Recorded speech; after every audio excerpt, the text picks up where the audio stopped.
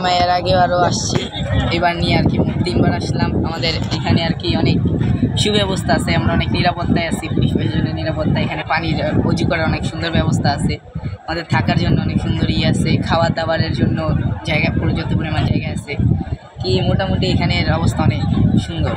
আমরা ইজতেমা আসছি আল্লাহর কাজে, এখানে সব ভালো আছে, মানে পানির কোনো অসুবিধা নাই, খাবারের অসুবিধা নাই, থাকার অসুবিধা নাই।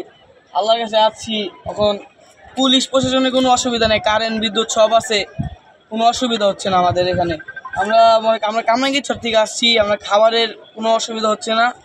আমরা মনে করেন এই যে আমাদের প্যান্ডেল, আমরা এখানে আসছি, আমরা ঘুমানোর কোনো অসুবিধা হচ্ছে না, থাকার কোনো অসুবিধা হচ্ছে না, এখানে মানে সম্পূর্ণ মানে সুস্থভাবে আমরা আছি।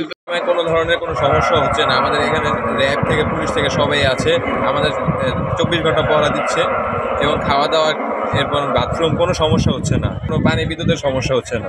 আমরা পুরো শান্তিভাবে নিরাপদে আছি।